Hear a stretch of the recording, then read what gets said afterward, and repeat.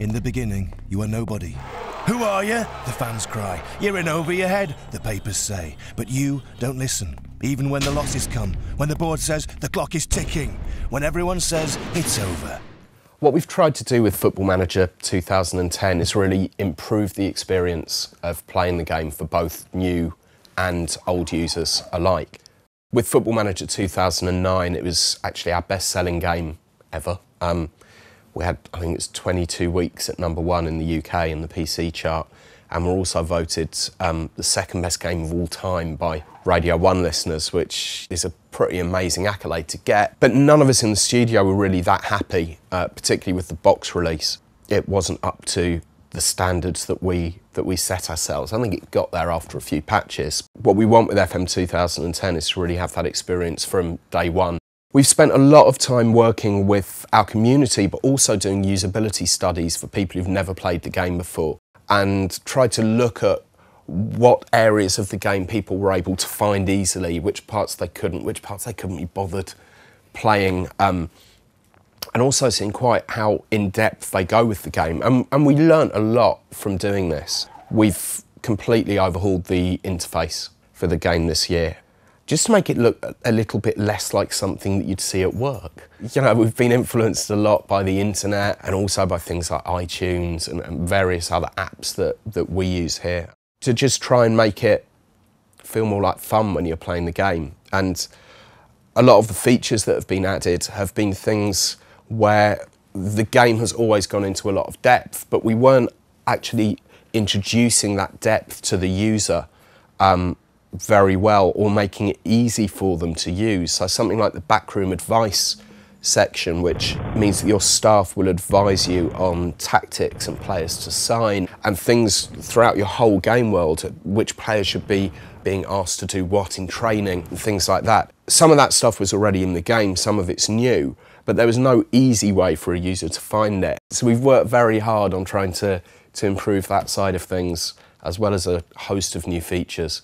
And really refining a lot of the old ones as well. For many years in our games, we've had a tree menu on the left-hand side, which has been the main navigation area for a lot of users. But there are actually two other ways to navigate the game as well, and we decided to cut one of those out and try and have a main focal point. So the navigation of the game has now moved to the top part of the screen, which is an area that most people look at most of the time anyway. We've also got a calendar timeline there, so you can always find out what's happening in the next few days. And trying to make it so that options that were slightly hard to find in old menus are now a lot easier to find in the new menus. A lot of the work has been done working alongside a company called Flow, who are usability experts. So we've spent a lot of time doing usability testing and usability studies on the new interface, seeing what people like and what they don't like. As with all of our previous interfaces for the last few years, the game is completely skinnable.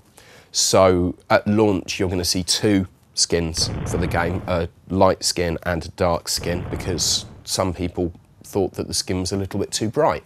So I've done a darker version of it as well. Also, if you install the game through Steam, you don't have to buy it through Steam, but there are two installation choices when you purchase the game, a boxed copy or digitally, and you can install the game through Steam.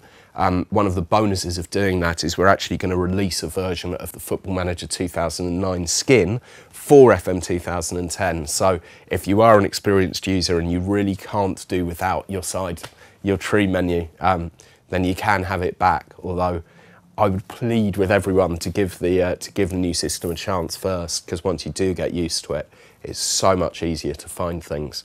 Talking to the community has also been imperative, and we've spent a lot of time on the forums. We've actually got a guy based in our QA department here now whose full-time job is to go through the forums and talk to people on there about the issues that they have with the game, the bugs that they have with the game, and logging feature suggestions from the forums.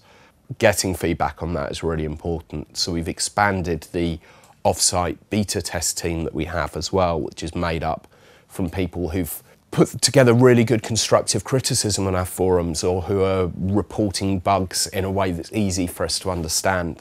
And we started testing a lot earlier this year as well. So hopefully that will lead to a much better experience for the customer when the game does come out on October the 30th.